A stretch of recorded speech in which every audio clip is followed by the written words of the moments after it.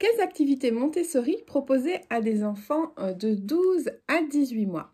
Bonjour et bienvenue dans cette vidéo, je suis Victoria du site Enfance Positive et aujourd'hui je vais vous parler des activités Montessori que l'on peut proposer à des enfants qui vont avoir entre 12 et 18 mois, mais vous allez voir que ce sont des activités que l'on peut même proposer encore un petit peu après. Ces activités, je les ai classées en 4 catégories qui correspondent aux 4 grands verbes de cette tranche d'âge. Si vous vous demandez de quoi je veux parler, quels sont ces 4 grands verbes, je vous indiquerai dans la description la vidéo dans laquelle j'en avais parlé, puisqu'à chaque tranche d'âge, il y a effectivement des grands verbes comme ça qui jalonnent les explorations des enfants. Et quand on les connaît, eh bien, on peut s'assurer d'avoir des activités qui cartonnent, qui vont les intéresser. Et puis, on peut aussi un petit peu anticiper ce que l'enfant va pouvoir traverser. Alors, un des grands verbes de la phase 12-18 mois, c'est encastrer. Vous allez voir que cet encastrer, on va le garder, hein, on va le garder même après 18 mois, mais ça commence vers 1 an, l'enfant commence à vouloir encastrer. Et ce qui est intéressant dans la pédagogie Montessori, je trouve, c'est cette notion de progression. Donc, dans la vidéo que je vous ferai sur les enfants de 18 mois à 3 ans, je reparlerai de ce verbe encastrer et vous allez voir qu'on va pouvoir faire évoluer les activités qu'on va proposer aux enfants. Donc, ici, l'objectif, c'est quelque part de proposer une activité préparatoire qui va faciliter la suite.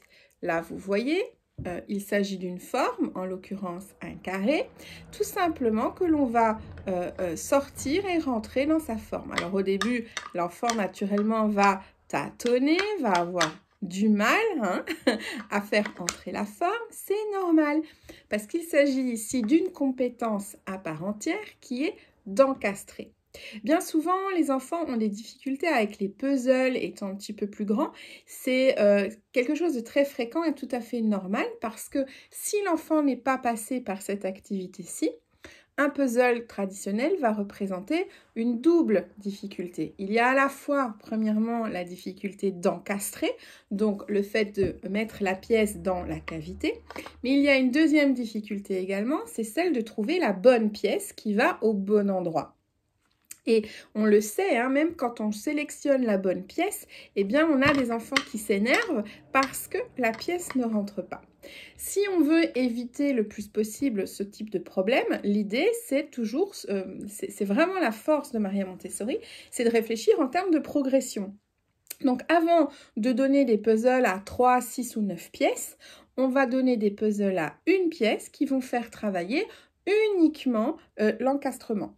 Je pense que j'en reparlerai d'ailleurs dans la vidéo pour les 18 mois, 3 ans, de cette importance de proposer ce type de pièces-là avant de proposer des puzzles traditionnels. Donc, même si vous avez un enfant qui a 18 mois, 2 ans et qui n'a pas encore fait de puzzle parce qu'il ne s'est pas intéressé au puzzle, hein, c'est tout à fait possible, eh bien, dans ce qu'on appelle une communauté enfantine, donc ce sont les groupes qui accueillent les enfants de 18 mois à 3 ans, eh bien, on remet des activités comme celle-ci parce que justement, ce qu'on veut, c'est aider l'enfant à se préparer à faire des puzzles à pièces multiples, tout simplement.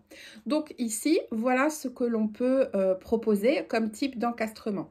Dans la vidéo sur les activités pour les 6-12 mois, je vous avais également parlé d'encastrement, puisque je vous avais montré les boîtes de permanence de l'objet.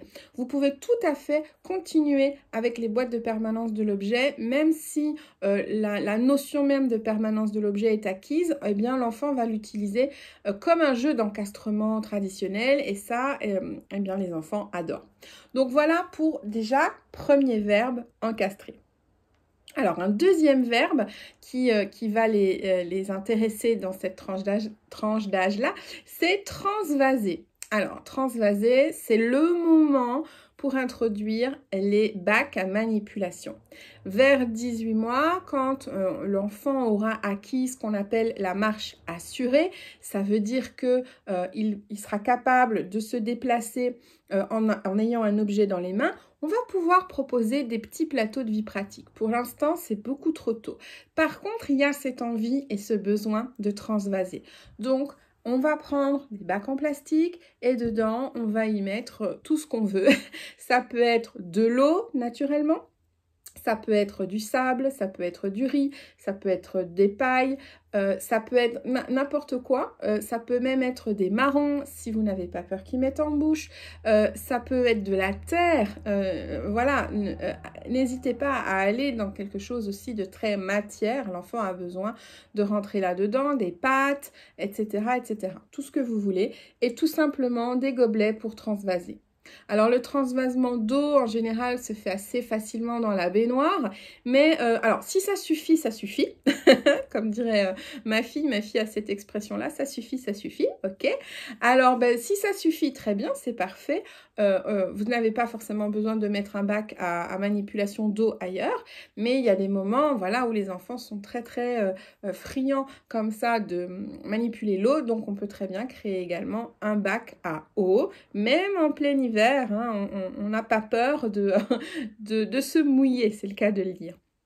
Donc voilà, le bac à manipulation vraiment dans sa forme la plus basique, un bac, des éléments à transvaser et des gobelets. Alors vous pouvez déjà proposer des louches également, ce genre de choses.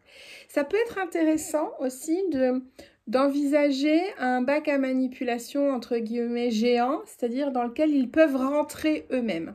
Ça, c'est un petit peu le conseil que je peux vous donner. En 18 mois, 3 ans, et puis après 3, 6, etc., on peut travailler avec le bac sur la table ou par terre devant. Mais en 12-18 mois, ce qui est vraiment intéressant, c'est de faire rentrer l'enfant dans la matière, dans la manipulation. Donc, il existe des bacs en plastique que l'on va ranger sous les lits, par exemple, donc qui sont bas mais qui sont grands. Ça, typiquement, c'est quelque chose que je peux vous conseiller pour la tranche d'âge 12-18 mois. Troisième verbe, ça va être transporter. Alors, transporter ici, le mieux pour cette tranche d'âge-là, puisqu'on est en acquisition de la marche, en général entre 12 et 18 mois pour la plupart des enfants. Du coup, la meilleure activité pour moi, pour répondre à ce verbe, ça va être le chariot de marche. Par contre, faites attention, le chariot de marche, si votre enfant ne marche pas encore, l'idée c'est quand même d'acheter un chariot de marche qui soit qualitatif. Même s'il marche, mais surtout s'il ne marche pas encore, d'oublier le plastique. Alors déjà parce que le plastique n'est pas très intéressant au niveau sensoriel et au contraire est trop coloré la plupart du temps, mais surtout parce qu'on veut quelque chose de lourd, quelque chose de lesté et idéalement un chariot qui a des freins. Parce que comme ça, vous allez vraiment pouvoir, c'est un investissement, ça coûte un peu plus cher, mais vous allez le garder dans le temps, il va s'en servir jusqu'à 4, 5, 6 ans sans problème. Si vous prenez un chariot éducatif, pseudo-éducatif, mais avec plein de trucs bariolés, etc., c'est beaucoup trop stimulant, déjà d'une part, et d'autre part, c'est trop léger. Donc, les enfants vont se casser la figure. Prenez un chariot en bois, le plus neutre possible. En général, ils sont vendus avec des blocs de bois à l'intérieur. Et donc, je me répète, idéalement avec des freins pour qu'au début, vous serriez les freins au maximum pour éviter que l'enfant ne tombe. Donc, pour transvaser, l'idéal, c'est le chariot de marche. Il y a également un quatrième verbe dans cette tranche d'âge-là qui est intéressant à observer, c'est le verbe empiler. Les enfants adorent empiler et pour certains, ils peuvent déjà commencer également à aligner, mais ça, vous allez alors tout simplement laisser l'enfant aligner ses figurines ou ses petites voitures, etc. Dans le verbe empiler, on va forcément avoir, vous voyez, le geste que j'ai fait, cette notion de hauteur, de vouloir effectivement mettre les objets les uns sur les autres. Montessori, la philosophie de Montessori, c'est le plus simple, c'est le mieux et moins, c'est mieux. Donc, vous n'avez pas besoin d'avoir 50 sortes de jeux à empiler, d'avoir et des duplos, et des blocs, et des caplas, et. Donc, allez au plus simple. Si votre enfant aime les duplos, gardez les duplos. Vous pouvez aussi, c'est le moment pour introduire les caplas. Donc, on n'est pas obligé, surtout dans cette tranche d'âge-là, d'avoir tout le baril de caplas à disposition. On peut simplement prendre un panier, j'en ai un là sous la main. Je vais sortir juste ce qu'il contient. Vous voyez, ce type de panier-là, qui fait à peu près un format, c'est une vingtaine de centimètres, hein, et vous mettez quelques caplas dedans. Ça suffit amplement à cet âge-là.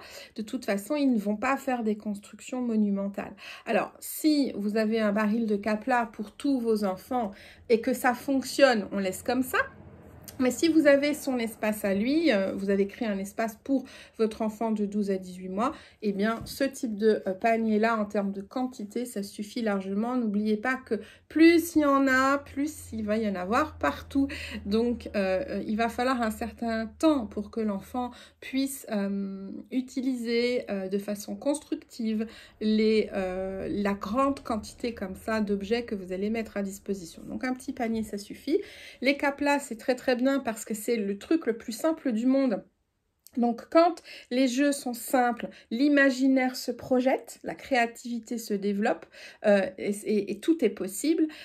Par exemple, les caplas, ça peut devenir effectivement une maison, mais ça peut devenir un parc pour les animaux, ça peut devenir des personnages également, ça peut tout devenir. Alors là, l'enfant est encore un peu jeune pour rentrer dans un jeu symbolique, un jeu d'imagination. Il va essentiellement faire des jeux sensorimoteurs, des jeux de construction. Donc, voilà, mais ça restera quand même beaucoup plus ouvert à un ensemble de possibilités. Et justement, si vous voulez déjà stimuler sa créativité, le plus simple, c'est le mieux. Maintenant, si vous avez des duplos que l'enfant adore, ça, c'est parfait. Voilà, moi, par exemple, j'avais les deux. J'ai toujours les deux d'ailleurs chez moi, dans la salle de jeu de mes enfants. Et ma fille, mon fils est trop petit pour s'en servir, mais ma fille adore les deux. Donc voilà, après vous faites naturellement en fonction de ce que vos enfants vont apprécier. Donc pour résumer, pour empiler donc...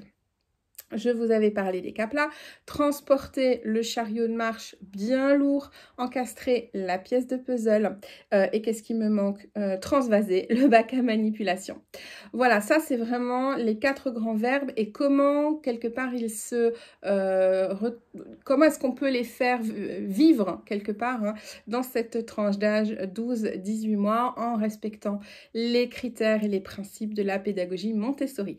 N'hésitez pas à me dire en commentaire un petit peu quels sont les jeux préférés de vos enfants justement dans ces 4 grands verbes-là ou même en dehors de ces 4 grands verbes et un petit peu si vous avez des questions ou si vous avez envie qu'on en discute. Voilà, je serai très heureuse de répondre à tous vos commentaires. Si vous avez aimé cette vidéo, n'oubliez pas de la liker, ça fait toujours plaisir, ça me permet de voir que eh bien, vous appréciez, vous adhérez à ce que je fais et puis vous abonner à la chaîne pour être tenu au courant de toutes les mises en ligne des prochaines vidéos. Voilà, je vous dis à bientôt.